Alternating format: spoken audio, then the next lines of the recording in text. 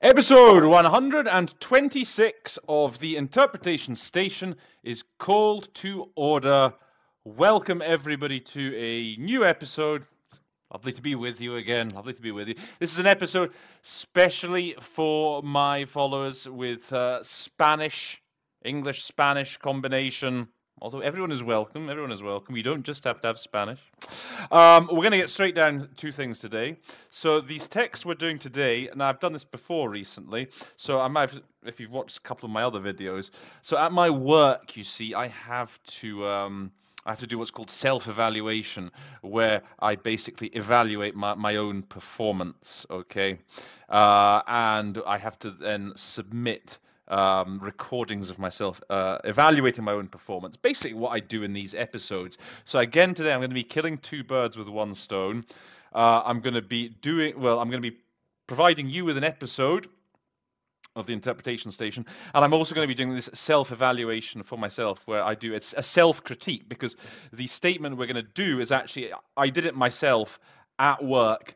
Was it yesterday? Yesterday morning, literally yesterday morning, on Friday the 6th of May. It was a really good opportunity actually, because it was a very tough text. I didn't get the transcript. I got the transcript quite late.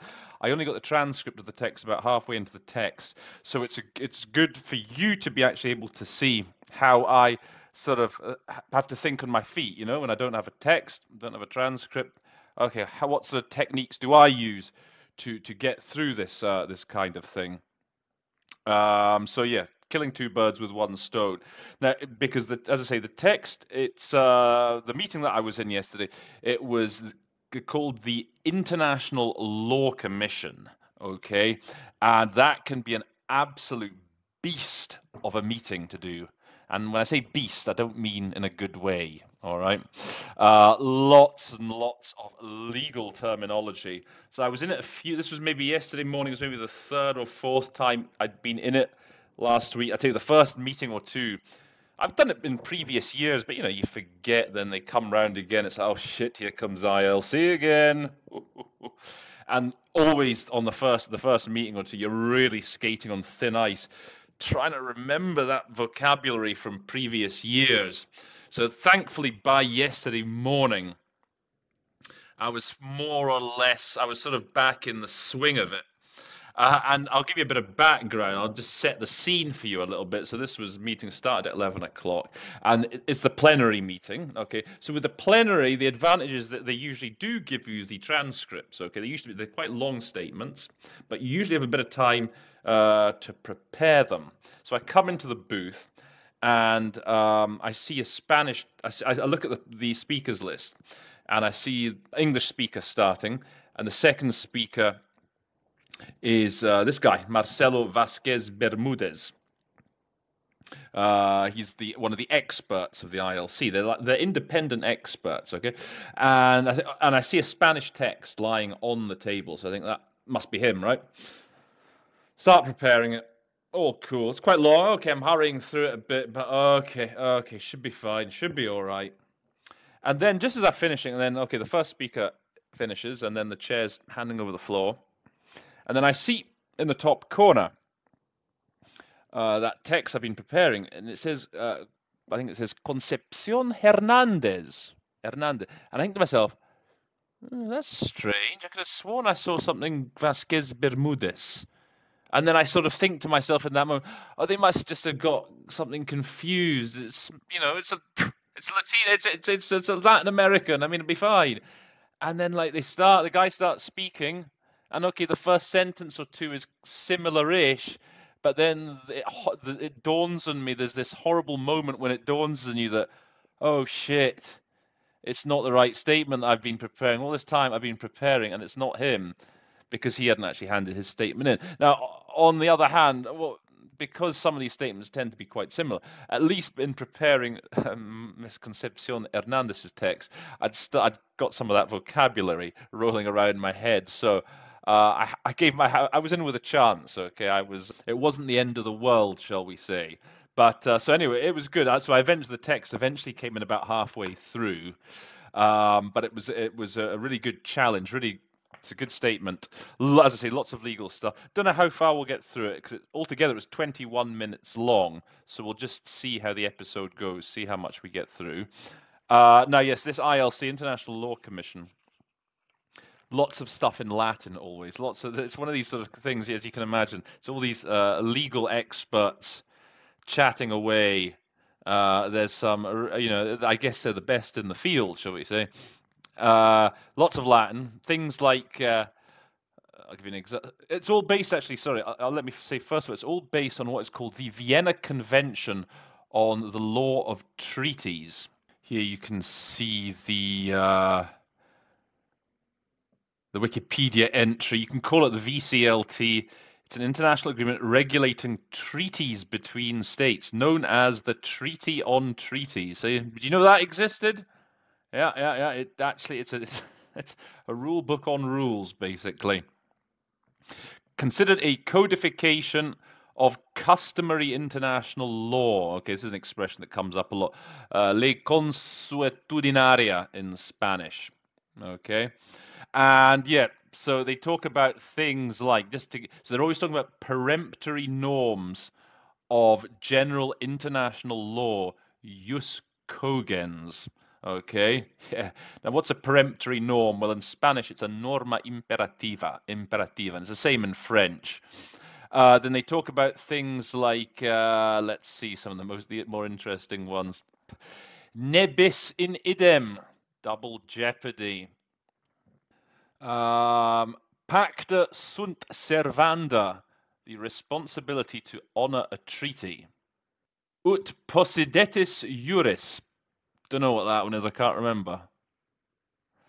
Ratione materiae, ratione personae, and ratione temporae.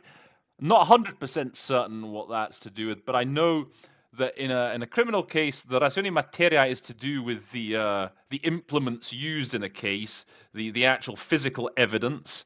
Ratione personae is to do with the individuals involved in a case, and that ratione temporae is to do with when the case, whatever it was, happened. Okay, this is just a very brief list of examples of some of these expressions that they use. Other stuff they've got here: rights and duties of states, immunity of state officials from foreign criminal jurisdiction. So there's a whole lot of different sort of chapters within that Vienna Convention. And actually, the one that this meeting was on was actually to do with the third report on the protection of the environment in relation to armed conflict.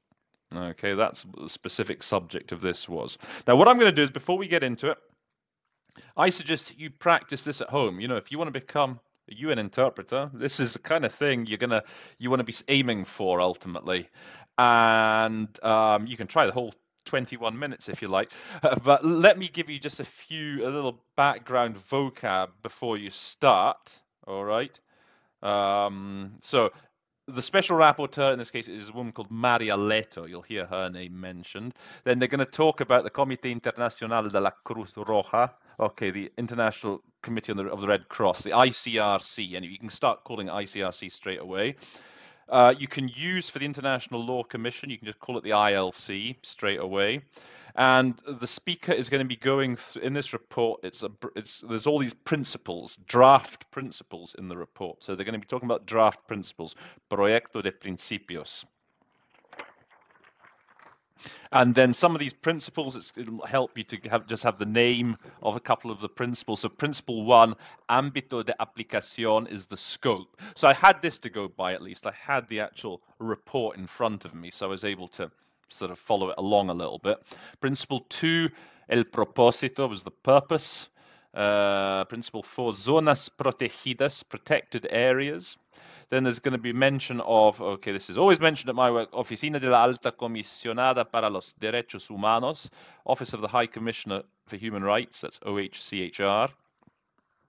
Going to talk about medios de subsistencia, livelihoods. I'm going to talk about non-state actors as well. That's an important concept to be comfortable with. Non-state actors and non-state armed groups.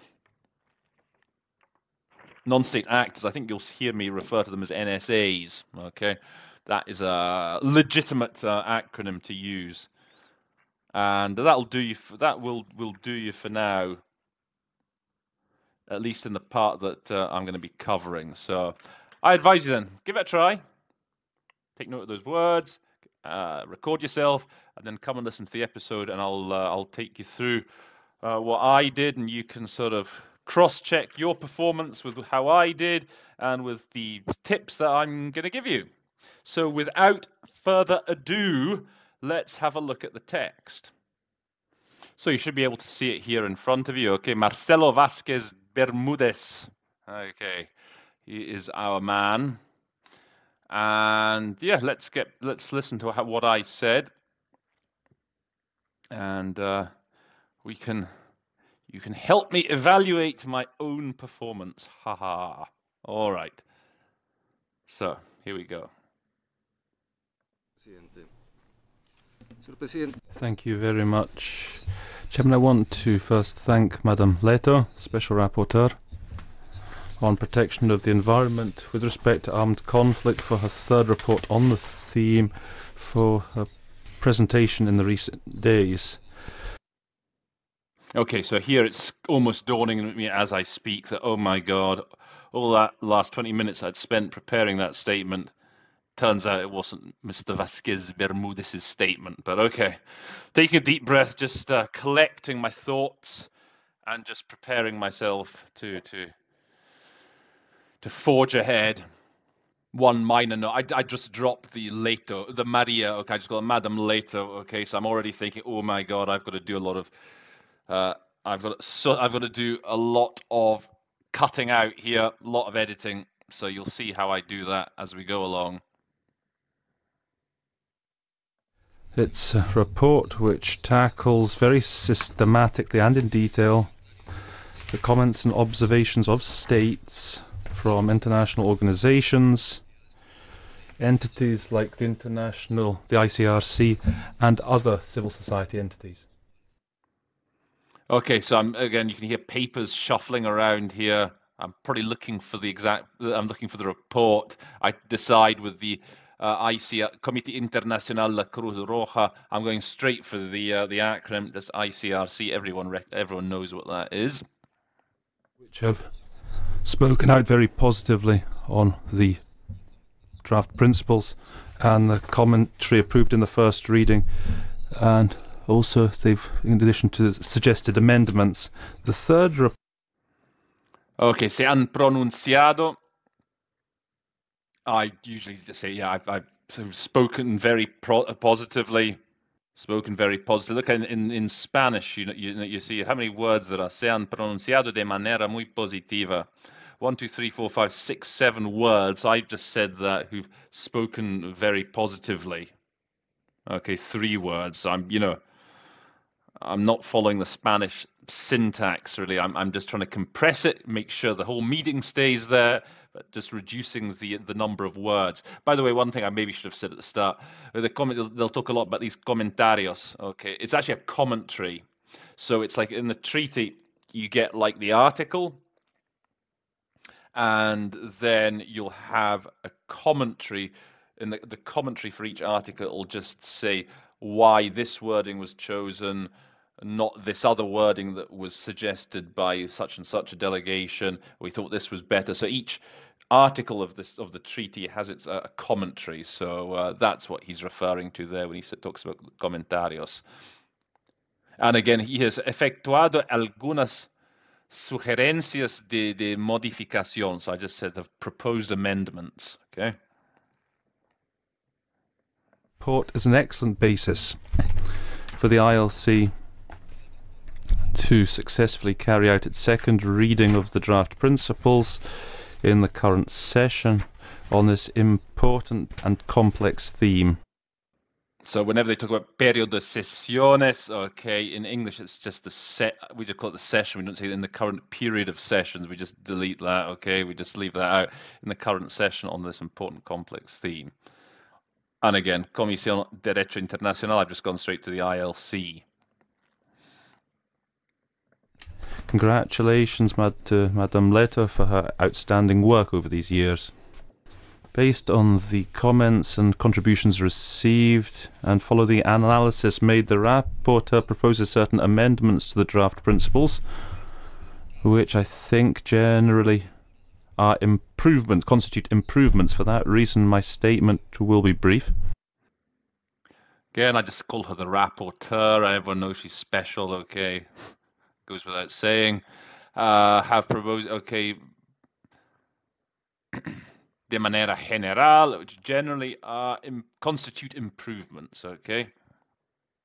My statement, mi intervención, my statement. I agree with the general observations made by the rapporteur in the third report, including on general applicability of international law, international human rights law, and international environmental law in relation to armed conflict, confirmed by the ICJ and by the Commission itself. Okay, so I said here, I agree. When I hear de carácter general, I just get really I generally agree with the observations made by the rapporteur, getting rid of the special again. General applicability. The guy talks quite a bit about applicability of these different branches of law. It's actually international human rights law, international environmental law during armed conflict. So he's saying here of the applicability base of international environmental law during armed conflicts. Corte Internacional de Justicia, again, that's just an acronym. You can immediately go for the ICJ. Which provided a clear starting point for the work of the Commission. At the same time, it's clear that the law on armed conflict, when applicable, is lex specialis. Punto de partida, I guess at a starting point. We wanted to be really fancy, a launch pad, a clear launch pad for the work of the Commission. And the specific wording, actually, he was looking for here, I've just looked up, is the law of armed conflict. Which, again, if we look at Wikipedia, in fact, not Wikipedia, but here we go, law of armed conflict. We find out law of armed conflict emerged because of desire among nations to avert unnecessary hostilities while not impeding the effective waging of war. Okay, that's nice, isn't it?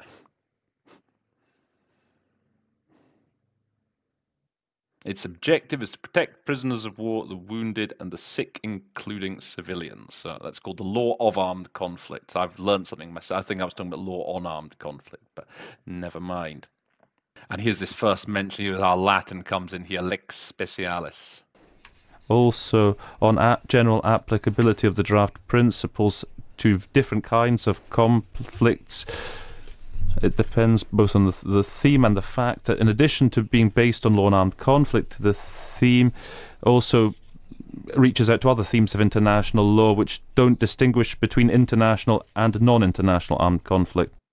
So I didn't catch here this word, desprende. Okay, I thought I said depende, desprende, so I said depend. So I guess what you really wanted to hear was he also on the general applicability of the draft principles to different kinds of conflict. This extends to both the scope of the theme and to the fact that in addition to being based on the law on armed conflict, law of armed conflict, the theme is also based on other spheres of international law that don't distinguish between international and non-international armed conflict. So I sort of fudged it a little bit, so desprende. I guess in this situation, it's related to both the scope of the theme as well as the fact that the theme is based on other spheres of international law. I think that's what he's getting at here when he's using se desprende. If you've got a better idea, put it in the comments.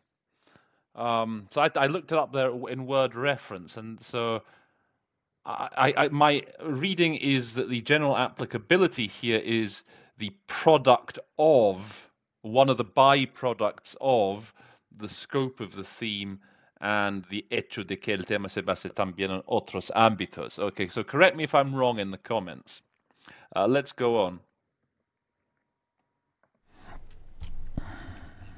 The majority of armed conflicts in reality are complex in nature, therefore limiting application of the draft principles solely to states in context of international armed conflict would drastically impede its effectiveness. Okay, so this isn't too bad. I don't know why I didn't just say reduce it, reduciría drásticamente su eficacia. It would reduce its effectiveness, it would make it drastically less effective. So I went with impede its effectiveness. I like impede, you see, I have my three, hamper, hinder, and impede as three synonyms, as a package that I like to remember together. Maybe here I should have just gone with the cognate reduce. However, as the rapporteur said, the draft principles isn't designed solely for states, but based on its scope, could extend also to international organizations, non-state armed actors that are parties to an armed conflict, or other actors such as businesses. Therefore, the set of principles need to have a broad... Okay, so notice how in Spanish, obviously this is a very important technique, okay? Breaking up your sentences, saucissonner, as they say in French. Cutting up like a sausage. I do it here. I start the second sentence, lo cual hace que, I say, therefore. So here, okay, I use extend here was better, okay? The draft principles no está destinado únicamente a los estados. As I said, they're not designed solely for states. I guess they don't apply only to states. They're not solely aimed at states, but also, depending on the scope, to international organizations too, and to non-state armed groups. Como empresas, like businesses. I usually say with empresas, business. I talk about businesses. I think that's the safest word to go for, as opposed to companies. Scope that would cover states and other actors as being the beneficiaries of these principles. So I make this into a second sentence. Again, alcance amplio, broad scope. Scope is really the word you want to go for with treaties, okay? You might not be, if you're starting out, that's an important word to be comfortable with. Destinatarios de los principios, beneficiaries, I say here. They're basically the target audience, aren't they, of these principles? That's maybe a bit of a mouthful. So beneficiaries tends to be the safest, most versatile word to go for in that context. So now he's going to move to the actual principles themselves. Principle 1 on scope. Based on a suggestion from the ICRC, which recalled that occupation is a specific form of international armed conflict, the rapporteur proposes a reference to including in situations of occupation. Okay, so I say ámbito de aplicación is the scope. That was the title of it. Again, you can hear me flicking through the report as I go along, making just very tiny little shortcuts here. Basically, you'll see as I go along, I just say in it, instead of saying in principle 1, I just say, okay, principle 1. I give the title. I don't say in principle 1 with respect to the scope. I just say principle 1 on the scope. Okay, these are very short. These are very insignificant little shortcuts, but it's all part of just helping me save my energies, conserve my energies as I go along. While that addition isn't absolutely necessary, it could be appropriate to more clearly reflect the scope of the draft principle in view of, in particular, principles referred to specifically, which are found in Part 4, in addition to others that are also applicable. I could have perhaps split this sentence up a bit here. I think I'm doing it quite well, overall. When you hear si bien, you never quite know where that sentence is going to go. So it's again very legitimate technique here would be to delete CBN and just say okay, this addition is not absolutely necessary, and then you go but it might be appropriate to reflect more clearly the scope. See, that way you get this one package. Okay, I often talk about this in Spanish. It's important just to get these little packages up. And again, talking about chopping up the text when you've got long sentences. And if you just say, okay, this addition isn't absolutely necessary, full stop, that means you've got that little. So I've said this before, right? That means that package of information you've got out, and then you put the but at the start of the next sentence, and you carry on. I don't know if you can see that very well. It's meant to be a but it could be appropriate to reflect more clearly the scope of the draft principles. The reason I do that is I've said, so I've gone with just how the text was originally. Okay, I've just said, si bien es, although this addition wasn't absolutely necessary. As soon as you say that, although, there's going to be sort of two parts to the sentence, right? And the speaker's going to be listening out for the second part because that although signals to him that there's going to be something bad coming up, or there's going to be something that, okay, this addition isn't absolutely necessary. There's going to be something coming up that's going to offset that first part of the sentence. So although it's not necessary, it might be appropriate to do blah, blah, blah. And with what I did, as soon as you go with the although, if you miss the second whole part of that sentence, if you get something wrong, from the puede ser to, let's say, the alcance del proyecto de principios, you're going to pretty much lose the whole sentence. Whereas at least if you break it up into smaller little parts, if I just said this addition is not absolutely necessary, at least that bit comes across to the listener. The listener knows that addition isn't entirely necessary. Maybe you lose the next part of the sentence, but okay, at least you got half across. Whereas if you're going to do it all in one big package in one sentence and you lose the second half, chances are the whole meaning is going to be lost to the speaker because he's been waiting to hear what it is that offsets this addition, although the addition is not absolutely necessary. And if you don't get really that second half across, then the meaning of the whole sentence is going to be, the meaning of the whole sentence is probably going to be lost. So again, in Spanish, very important to as I say, chop up your sentences into more manageable packages. Which are found in part 4 in addition to others that are also applicable. Principle 2 on the purpose. Okay, notice again, I don't say with respect to Principle 2, I just say Principle 2 on the purpose. I support the amendment proposed by the rapporteur based on a suggestion from the United Kingdom to use terms, I quote, prevent, mitigate and remedy damage to the environment. Okay, one thing, I said the United Kingdom, I should have just said the UK, right? Reino Unido, I could have said the UK. And then this was actually specific wording that I was looking for here. I think it was prevent, mitigate, and remediate. I think it was actually that the remediate was the specific word they used. But when you've got, I couldn't find it, only found that later. So with reparar, it's always good to have this set of synonyms again. Remedy, it's like remedy, redress, rectify, okay? Remedy tends to be the most, again, versatile word of those when someone has had damages committed against them, has suffered damages, and they're looking for remedy. So remember that word. So I was quite pleased that I actually got the remedy for reparar. Remember, I didn't have the text. It was only later than I saw that it was, I think, remediate. Change that's also applicable to principles 6, 7 and 8. Principle 4, designation of protected zones. Okay, so again, that was the title of the of Principle 4. I'd found it, designation of protected zones. I think maybe it was not areas then. But you notice again, I left out the se refiere. Okay, it's as if I'm going in through a list. Okay, Principle 4, Designation of protected zones. I read that off.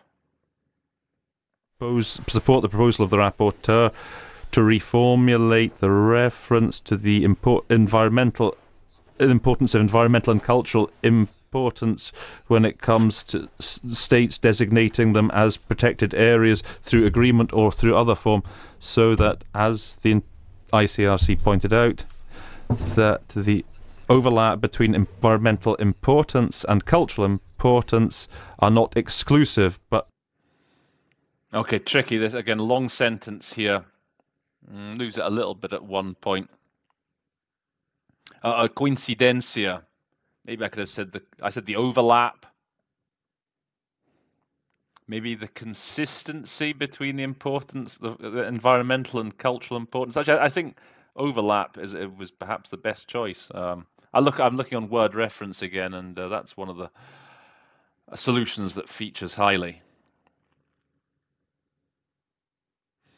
Nor should they be considered a defining element necessary for assigning them as protected zones. A site of designation. I think, as I say, the title actually talking about designation in the English. Right? Designar. I mean, often in English you can assign something. Principle 5: protection of the environment of indigenous people is a very important element. Okay, notice what I did here. I think I left out Senor Presidente. Okay, this is something I tell you to do all the time. Whenever you're under a lot of stress, under a lot of pressure, just leave those little, when they address the chair like that, just leave it out. So that's what I did. So again, I took my own advice, which is good. Within the set of draft principles, and was supported by a number of countries, international organizations and other entities. It's a principle which, of course, should be kept. Deve mantenerse, should be kept, should be maintained. So I did that paragraph well. As OHCHR stated, damage to the territories and lands of indigenous peoples could affect their survival and well-being and ways of life, means of subsistence and specific ancestral traditions. Again, you can probably hear me flicking through the pages, desperately trying to keep up. So I went for the acronym, okay, OHCHR. Again, this is important. Medios de subsistencia, when you hear it, just in English, one word, livelihoods. Basically, indigenous people have a very close special relationship with the environment they live in, with nature, and damage to the environment as a result of armed conflict could have a devastating impact on their survival. Again, I think this is pretty good. I think I could have just left out efectivamente. That's sort of word you could really just leave out. The Czech Republic suggested that the draft principle should cover situations where non-state actors exercise control over a territory where indigenous peoples live. Ejercieran el control, exert control, exercise control. I think either or are fine. In which indigenous peoples live in que habitas, and what makes this slightly difficult in English, of course, is that the verb comes first, okay, then the noun at the end. The verb habitasen, the noun pueblos indígenas. So again, sometimes it can be useful to have the ability of just finding another verb that you can put into the passive. For example, that exercise control on territories inhabited by indigenous peoples. Okay, that can sometimes help get you out of jail, having the ability with certain sentences in which, like in French and in Spanish, where they can in those languages they can put the verb first and the noun after. In English, you wouldn't say in which live indigenous people. That would sound odd, I think, in English. So what I just remembered the word live. It's in which indigenous peoples live. The ICRC proposed inclusion of clarification in the commentary, recalling that there's also obligations in that respect for non-state actors pursuant to international humanitarian law. Notice what I did here, okay? The ICRC, so I didn't, again, here, it's a bit similar actually. Se incluyera the verb followed by the noun, una aclaración. So what I do is I actually turn this whole que se incluyera, I turn that into a noun, okay? The ICRC proposed the inclusion of clarification on the comment, which recalls that, okay? And then again, it's like the syntax here is a bit tricky going from Spanish into English, which recalls that que también tienen obligación a este respecto. Again, you have the noun comes at the end. Okay, the noun here is the grupos armados non estatales, and the verb is here. Tienen, and then what do they have? They all have obligaciones. So what I do is I say, rather than have to wait for the, imagine if I was to wait for the noun, okay, imagine I was to wait to hear los grupos armados non estatales. Okay, I have to remember all this. También tienen obligaciones a este respecto. I'd have to remember they have obligations in that respect. I'd have to remember all that and then say non-state armed groupers also have obligations in that respect. So what I do to make my life easier is I just, again, tweak the syntax a bit. I just say that there are obligations in this respect for non-state armed groups. Okay, that way I can just follow the syntax really of the original. Again, this is a technique that's really important in Russian. Really, all you guys who work with Russian, but it can also be in Spanish as well at times. And this is a classic example where it's important to be able to pull off that technique. Okay, in virtud de, what I say, pursuant to IHL. For its part, the Special Rapporteur notes that in recent non-international armed conflicts, it's been customary for NSAs to exercise control over territory and a population, and makes a proposal for an amendment in paragraph 1 of Principle 5 to make application of draft principle to those actors extensive. A couple of small things here, I would say. I would, in hindsight, I would split the sentence up here, okay? I said for its part. So por su parte is actually talking about the rapporteur. I should probably just have left that. I'd have probably said the special rapporteur, and just left por su parte, notes that in recent non-international armed conflicts, it's been customary for NSAs, non-state armed groups, non-state actors. Okay, not NSAs, actually non-state actors. Which is, I guess, maybe slightly different from non-state armed groups, but not very different. So there's not a, I think under the circumstances, not having a text, I think that would be forgivable. That exercise control over a territory and population. And I would say she makes this, she proposes modifying paragraph 1 of Principle 15, of Principle 5, to hacer extensiva, I guess, as this actually means to extend the application of this draft principle to those actors. So I say to make it more extensive, the application more extensive. Whereas in fact what she means is that principle should refer not only to states, but also to extend its application to non-state actors as well. I agree with that idea of making the application of the draft principle extending it to NSAs, but also to international organizations, and not delete the specific reference to states in paragraph 1 who should adopt appropriate measures to protect the environment of the territories that indigenous peoples inhabit. I'm perhaps on criticism I would perhaps make is I'm not chopping up the sentences maybe as enough as I could. Again, I'm not doing it. No, I think I'm getting the meaning out pretty well.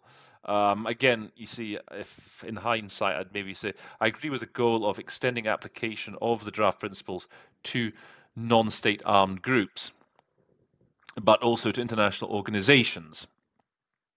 Maybe here's a good moment to, you see, to end the sentence, and then say, I wouldn't delete the specific reference to states in paragraph 1. Maybe you could split it there.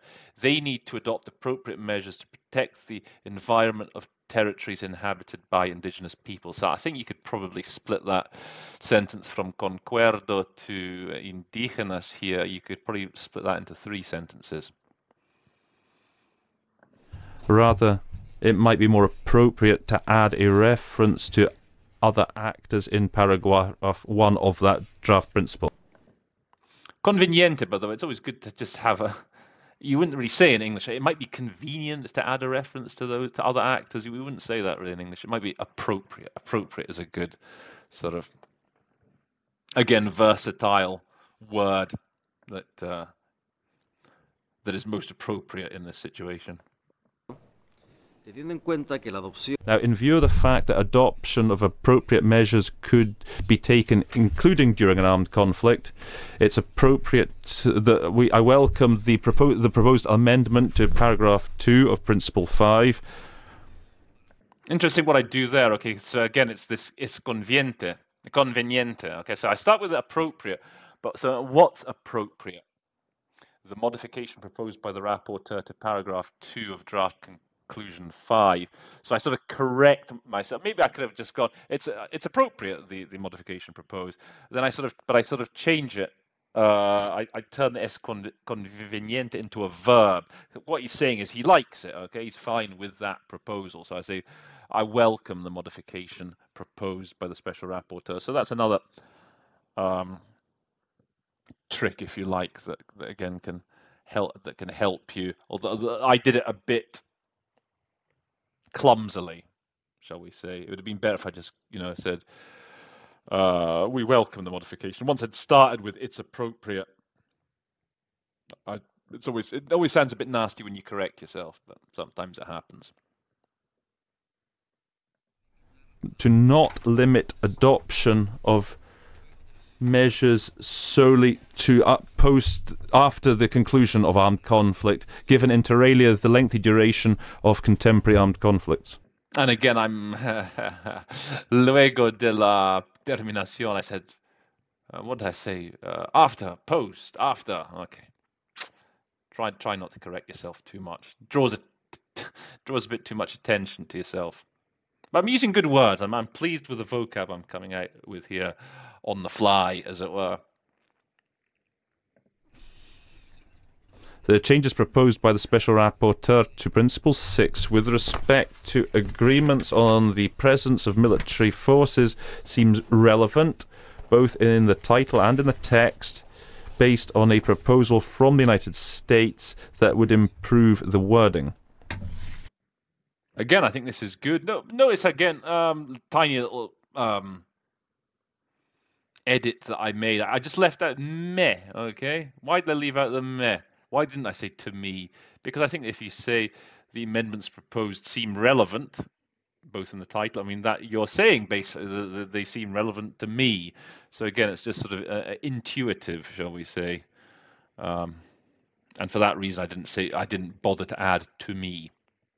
Every syllable counts. They all mounts up. All these little things that I'm leaving out, they all, when you add them together at the end, they add up to a lot of the text that's been streamlined, shall we say. The important thing is not to lose the meaning, but just to reduce the amount of words you're having to utter.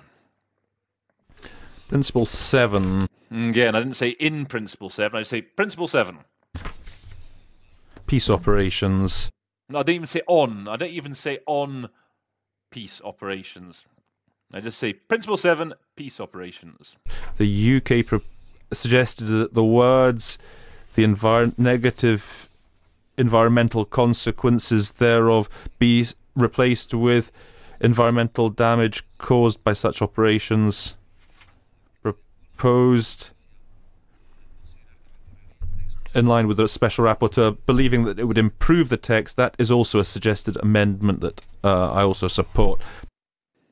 I think I was perhaps reading off the text. Maybe I'd find the text negativas. You could always could have a synonym for negative. Okay, adverse. Maybe the adverse environmental consequences thereof. But I think I was just reading the text. I think I turned this into a new sentence. Okay, this is a suggested amendment that I also support. Principle 8 on human displacement. I welcome the proposal of the rapporteur to add a reference. Okay, so see what I did? This is similar to what we had before, okay? Remember we had es conveniente, la modificación propuesta. So basically the speaker is saying he likes that modification. So it's a similar thing here. Es acertada la propuesta. So it's the same structure. He first gives the qualifier and then he tells you what it is. So it's like, I guess in English you'd say it would be quite informal. Like we do this quite informally. We say, "Oh, it's good, that bit of work you've done." Okay, or "Oh, it's impressive what those guys have built there." So in English, that's quite an informal way of speaking when you give your judgment of something first and then say what it is. Whereas perhaps in French and Spanish, it can be more of a higher register. So what I've done there, I suppose I could have gone. I could have said it's good, the proposal by the rapporteur to add the reference. That would have probably have worked. But I just sort of made it a bit more higher register sounding, shall we say? I welcome the proposal, which is what essentially that means, right? I welcome the proposal of the rapporteur to add the reference to zones through which IDPs transit as a result of an armed conflict, in addition to the regions where they find themselves, as the goal of appropriate measures in preventing, mitigating, and remedying environmental damage. And again, reparar, okay, daños, to remedy the damage or remedy the harm. This would extend protection to those areas that have been affected during displacement. Again, a little syntactic adjustment that I make. I mean, literally, con ello, with that, there is extension of protection to those zones, but it sounds nice in English, right? This extends protection to those zones which have been affected during displacement. So I managed to make it the English sound nicer. So again, give myself a pat on the back, as we say, for that.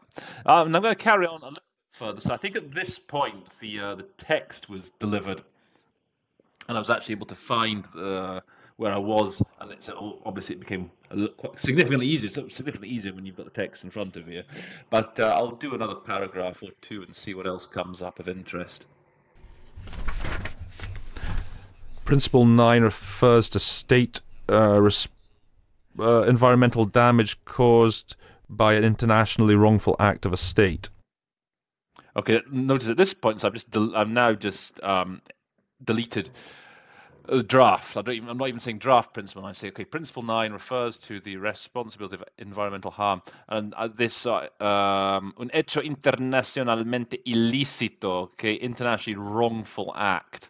So I think I found that in the text. Okay, that would be pretty impressive if I found that without the help of the text. But if I'd not had it, I would have probably said an internationally unlawful act, shall we say? Illegal, unlawful. Illegal if it's actually, if there's a specific law outlawing it, okay, then it's illegal. Unlawful is a bit different. It means that it's not specifically outlawed in law, but everyone knows it's a bad thing. Minor difference. I support the changes in paragraph 2 as proposed by the rapporteur. First of all, since the very start of addressing the theme, the Commission has recognized the role that could be played by non-state actors in inflicting environmental damage with respect to armed conflict. Okay, this is all pretty much good. The actual wording of the text is in relation to armed conflict. Given that draft principle 9 establishes the responsibilities, or would establish the responsibility of those who commit internationally illegal acts, I think it would be inconsistent with the general approach adopted by the Commission if non-state actors weren't mentioned in this principle in addition to states. Notice that I forgot that illicit, this time I said illegal, right? I'd forgotten that I perhaps wasn't looking at the text anymore, and I'd forgotten that the word they'd used was wrongful. So anyway, yeah, there you go.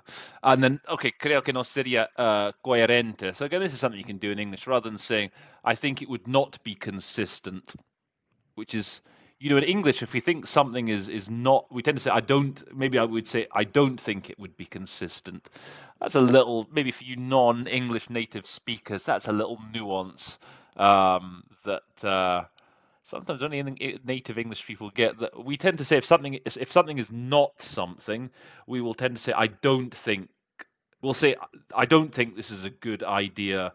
We wouldn't say I think this isn't a good idea. Okay, and so what I've done here is okay. I think I say here I think it would be inconsistent. I don't say I think it wouldn't be consistent. That would sound, for a native speaker, just slightly odd. A minor point. Don't worry about it too much. Also, this inclusion is related to the need to address the concerns expressed by states and organizations. Some states and organizations have expressed their support for the inclusion of NSAs in the draft principles. Okay, now look what I've done here. Expresado su actitud favorable. So I could say I've expressed their favorable attitude, their favorable position towards the inclusion. Okay, so in that moment I thought, okay, what does that basically mean? It just means they support it, right? They like it. So just say that, okay? They've expressed their support for the inclusion. Think intuitively. That's my new motto. That should be my motto. An interpretation station. Think intuitively, baby. And in particular, have stated concern at the absence of a reference to non-state actors in some of the principles. Therefore, adding the element of non-state actors to paragraph 2 could assuage some of these concerns expressed by various states and organizations. Aliviar, to assuage. Assuage some of these concerns. That's quite a high register word. Could address some of the concerns, mitigate the concerns. It's good to have a couple of synonyms for that idea when someone has concerns and you want to just, well, yeah, assuage those concerns. Okay, so I think we're going to leave it for there then for today. So hope that's been helpful for you. Hope you've learned a few new words, okay, and a few new techniques when going from Spanish into English.